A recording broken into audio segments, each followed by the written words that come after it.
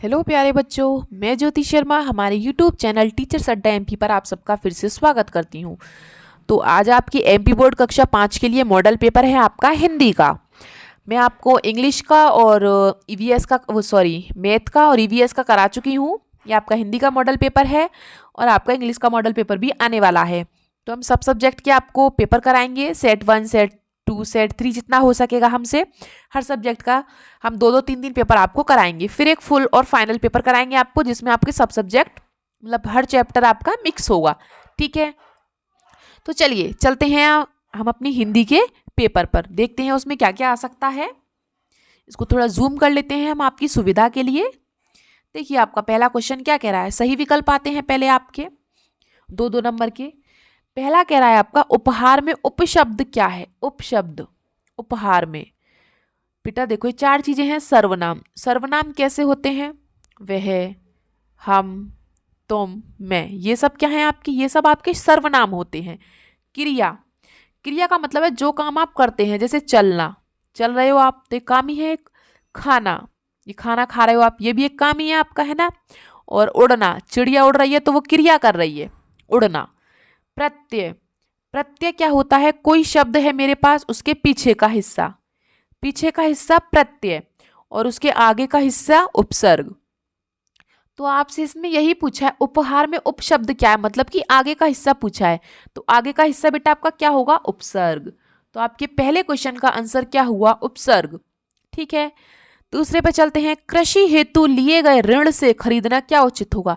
आपने अपनी खेती के लिए किसी से कुछ कर्ज लिया है, तो आप उस चीज से क्या खरीदेंगे, अच्छे अच्छे कपड़े, कपड़ों का क्या करेंगे, मोटरसाइकिल का क्या करेंगे, खाने पीने का सामान कहाँ से आ गया कृषि में, उससे बेटा आप लेंगे खेती के लिए क्या होता है, उन्नत बीज आपका, खाद और कीटनाशक।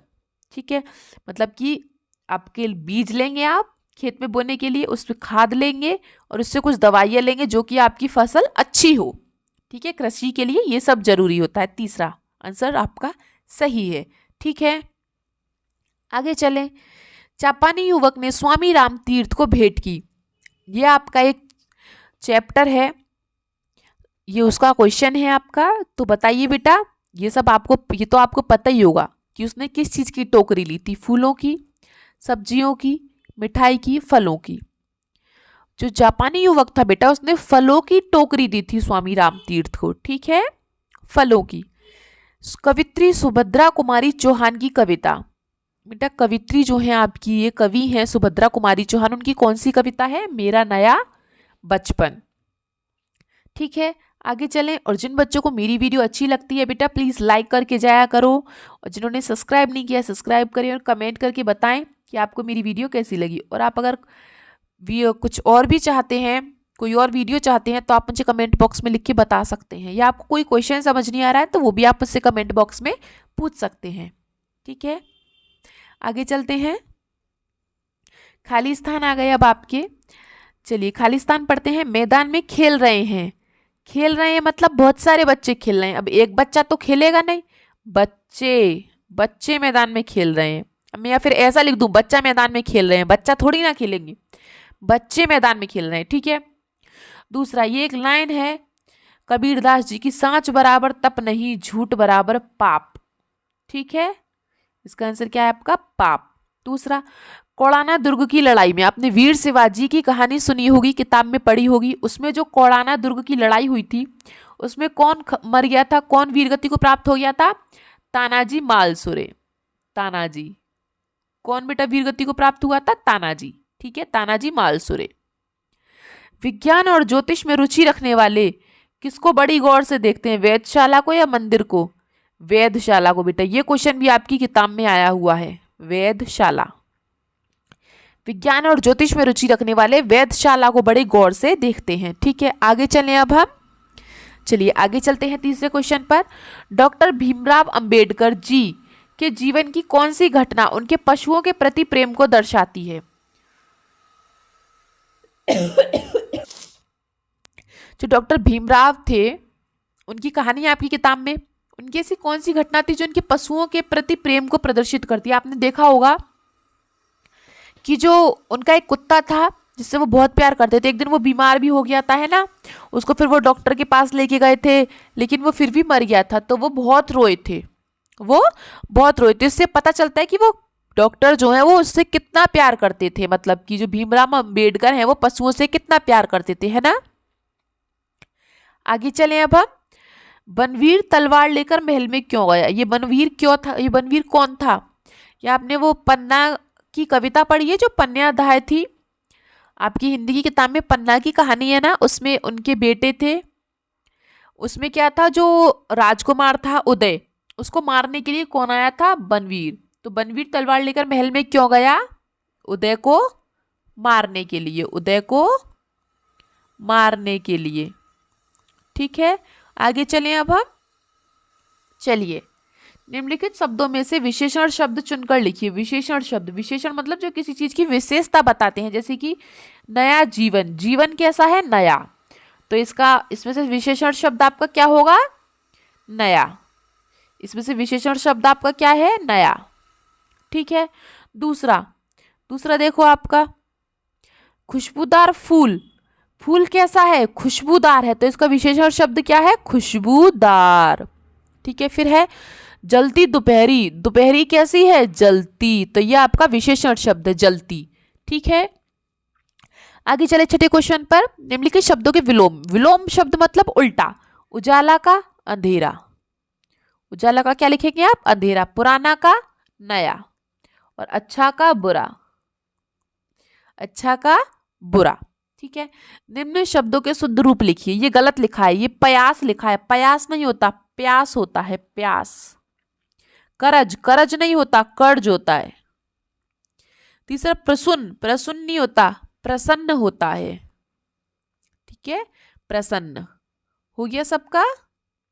तो फिर अब हम आगे चलें प्रश्न नंबर 8 पर।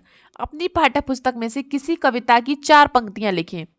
कोई भी कविता हो आपकी किताब में, बहुत सारी कविताएं होती है, जो आपको मनपसंद हो उसकी 4 लाइनें लिख लेना। ठीक है, आगे चलूं मैं अब 9वें क्वेश्चन पर चलती हूं। देखिए क्या लिखा है, निम्नलिखित गद्यांश को पढ़कर नीचे दिए गए प्रश्नों के उत्तर लिखिए। यह आपको एक पैराग्राफ दिया है, इसको आपको पढ़ना है, फिर ये दोनों क्वेश्चनों के उत्तर देने हैं।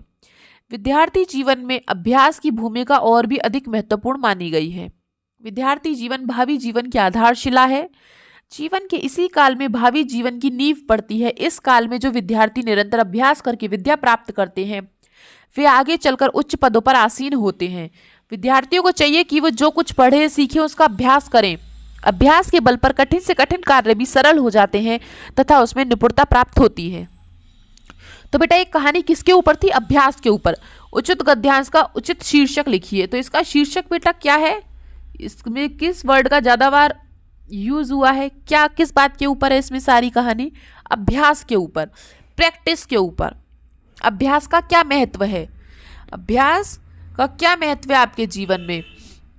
तो अभ्यास के बल पर कठिन से कठिन कार्य भी सरल हो जाते हैं, यह आपका आंसर हो सकता है। ठीक है, अभ्यास का क्या महत्व आपके जीवन पर, अभ्यास के बल पर कठिन से कठिन कार्य भी सरल हो जाते हैं। ठीक है बेटा, आगे चलें अब जल्दी से 10वें क्वेश्चन पर चलते हैं। हमारे द्वारा अच्छा या बुरा कार्य करने का हमारे देश पर कैसा प्रभाव पड़ता है। अच्छा कार्य करने पर हमारे देश का सिर बेटा क्या होगा, ऊंचा हो जाएगा, और बुरा कार्य करने पर हमारे देश का सिर नीचा हो जाएगा। तो समझ में आया कैसा प्रभाव पड़ता है हमारे देश पर। अच्छा कार्य करने पर हमारे देश पर अच्छा प्रभाव पड़ेगा, हमारे देश का सिर ऊंचा होगा। अच्छा कार्य करने पर देश का सिर ऊंचा होगा, और बुरा कार्य करने पर हमारे देश का सिर नीचा होगा, नीचा होगा देश का सिर, है ना। तो इसलिए हमें हमेशा अच्छे काम करने चाहिए। ठीक है, आगे चलें। युद्ध के समय नौसेना क्या कार्य करती है।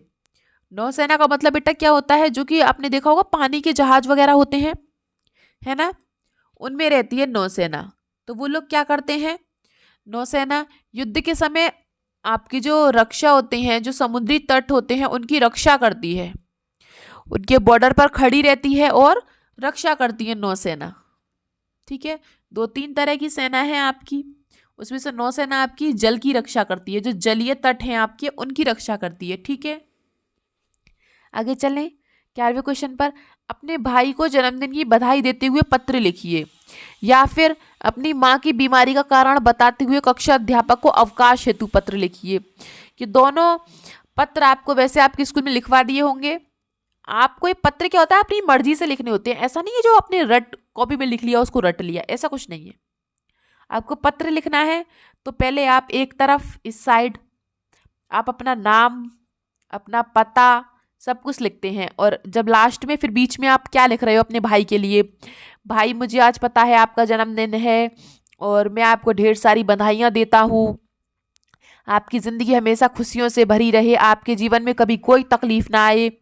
इस तरीके से आपकी अपनी लाइन लिख के 2-3, फिर इस साइड आप यहाँ पे अपना पता लिख देते हैं, मतलब अपना नाम, आपका जो भी नाम है और अपना पता, और यहाँ पे ऊपर किसका नाम लिखते हैं जिसे आप भेज रहे हैं। ठीक है, अपने भाई का नाम और भाई का पता।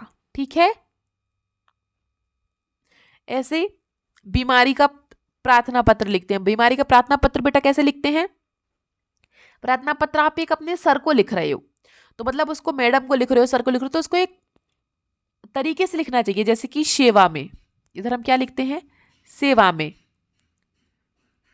प्रधानाचार्य जी, सेवा में प्रधानाचार्य जी। अपने स्कूल का नाम, फिर अपने स्कूल जगह का नाम, स्कूल मतलब आप कहाँ रहते हैं उस जगह का नाम, फिर यहाँ पे लिखते हैं मैडम या सर, सर या महोदय, महोदय लिख सकते हैं। ठीक है, कॉमा लगा दिया। फिर यहाँ पे आप, यहाँ से आप अपनी बात कर सकते हैं कि आप क्या क्या हुआ है, कि मेरी माँ बीमार है तो मैं स्कूल नहीं आ सकता हूँ, मुझे स्कूल आने के लिए छुट्टी चाहिए और आपकी अति कृपया होगी, आप मुझे छुट्टी दे देंगे तो। ठीक है, और फिर एक साइड अपना, इधर की साइड अपना नाम, अपनी कक्षा, अपना रोल नंबर वगैरह ये सब कुछ लिख सकते हैं। ठीक है, इस तरीके से आपकी एप्लीकेशन लिखी जाती है, मतलब कि प्रार्थना पत्र।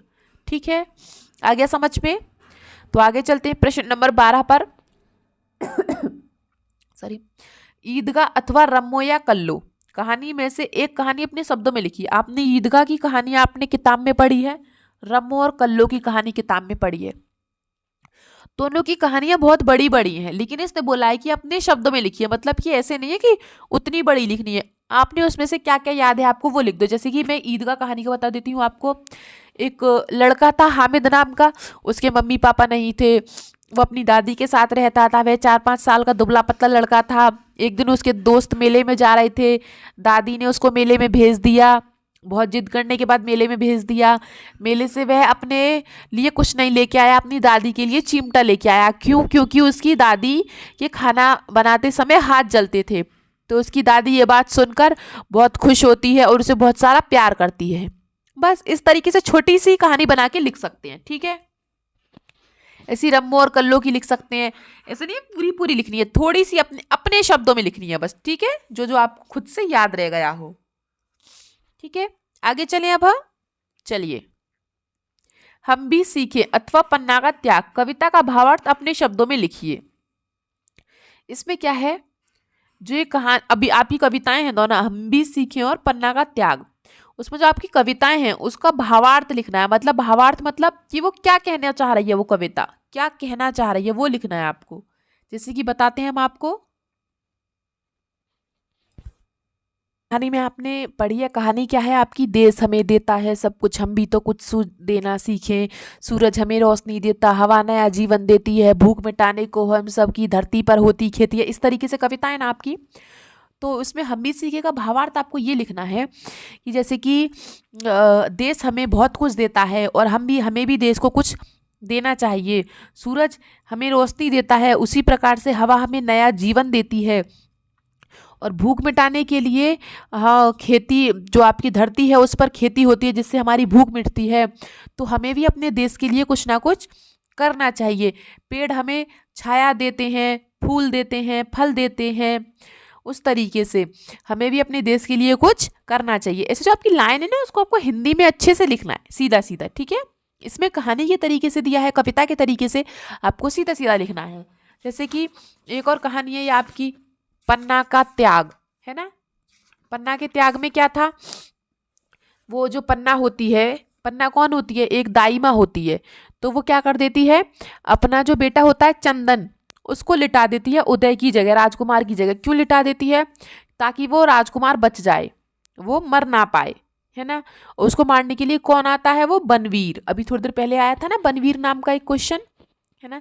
तो पन्ना का त्याग, उस कहानी में आप ऐसे लिख सकते हैं कि पन्ना एक दाई माँ होती है, वह राजकुमार चंदन को बचाने के लिए अपने बेटे उदय सिंह को लिटा देती है, जिससे कि ये सब खून खराबा रुक जाए। इस तरीके से आपको उसको सीधे सीधे शब्दों में लिखना है, और ज़्यादा कुछ नहीं लिखना है, ज़्यादा बड़ा करके नहीं लिखना, ठीक है। उसमें से आपको एक लिखना है, चाहे इसे लिख दो चाहे इसे लिख दो, ठीक है। आगे चलें अब हम 13वें क्वेश्चन पर। निम्नलिखित में से किसी एक विषय पर 10 पंक्तियों में अपने शब्द लिखिए। जैसे कि 10 पंक्ति लिखनी है। मेरा प्रिय खेल, जैसे आपका खेल क्या है, लड़कियों का तो खो खो होता है मोस्टली, लड़कों का क्रिकेट होता है। तो अपने खेल के बारे में, मुझे क्रिकेट खेलना बहुत पसंद है। क्रिकेट में इतने 12 खिलाड़ी होते हैं और 10 खिलाड़ी खेलने जाते हैं। क्रिकेट में बैट बहुत बड़ा होता है, बॉल ऐसी होती है, ऐसे खेलते हैं, या एम्पायर ऐसे करता है। फुटबॉल, मुझे क्रिकेट के बारे में ज़्यादा नहीं कुछ नहीं पता, लेकिन आपको लड़के होते हैं ना, उनको ज़्यादा पता होता है। तो इस तरीके से आप 10 लाइन लिख लेना। जैसे कि मेरी शाला मतलब कि मेरा स्कूल, मेरे स्कूल के बारे में लिख सकते हो। मेरा स्कूल बहुत सुंदर है, मेरा स्कूल बहुत बड़ा है, उसमें 4 कमरे हैं, उसमें इतने 2 टीचर हैं, मतलब अध्यापक हैं, एक प्रधानाध्यापक हैं। मेरे स्कूल के टीचर बहुत अच्छे हैं, मेरे स्कूल में एक बगीचा भी है, मेरे स्कूल में पानी की अच्छी सुविधा है। इस प्रकार से कंप्यूटर का उपयोग, कंप्यूटर के बारे में लिख सकते हैं, सफाई के बारे में लिख सकते हैं कि हमें सफाई रखनी चाहिए। इस तरीके से अपनी अपने मर्जी से, कोई ऐसा तुम पे वो नहीं है जोर जबरदस्ती, अपनी मर्जी से लिखना है बेटा, ठीक है। 10 पंक्तियां, कितनी पंक्तियां, 10, ठीक है। आगे चलें अब हम, और चारों में से एक करना है, चारों नहीं करने, एक करना है, ठीक है। चलिए आगे चलते हैं 14वें क्वेश्चन पर। देखिए, कोष्टक में दिए गए शब्दों से उचित शब्द चुनकर लिखिए। ये आपका क्या है, ये संस्कृत का है। वर्षे, वर्षे मतलब वर्षे क्या है, एकादाश मासा है, द्वादश मासा है। तो इस बार वर्षे कौन सा है, द्वादश मासा, द्वादश मासा, ठीक है। दूसरा, दीपावली भवती, दीपावली कब आती है, आषाढ़ मासे, कार्तिक मासे, कार्तिक मास से आती है। दीपावली कब आती है, कार्तिक मास से, ठीक है बेटा। आगे चलें अब हम। चलिए, एक पद में उत्तर दीजिए। प्रश्नाम एक पदेन उत्तराणि लिखित। निम्नलिखित प्रश्नों के उत्तर एक पद में लिखिए। सप्ताहे कति वासराः, सप्ताहे कति वासराः, तो सप्ताहे सप्तवासराः। सप्ताह में कितने दिन होते हैं, सप्तवासरा। छात्र कुत्र पठति, छात्र कहाँ पढ़ता है, विद्यालय। क श्वेत न भवति, सफेद कौन नहीं है, काक मतलब कोआ, ठीक है। हो गए तीनों के आंसर। और जिन बच्चों को बेटा मेरी वीडियो अच्छी लगी हो प्लीज़ लाइक करें, सब्सक्राइब ना किया हो तो सब्सक्राइब भी करें, और कमेंट करके बताएं आपको मेरी वीडियो कैसी लगी, और मेरी वीडियो को शेयर भी करें। चलिए, आज तक की क्लास आपकी इतनी थी, हिंदी का आपका इतना ही पेपर था, और मेरी वीडियो को देखने के लिए आप सबका बहुत बहुत धन्यवाद। मिलते हैं आपसे अगली क्लास में, तब तक के लिए आप सबका दिन शुभ हो।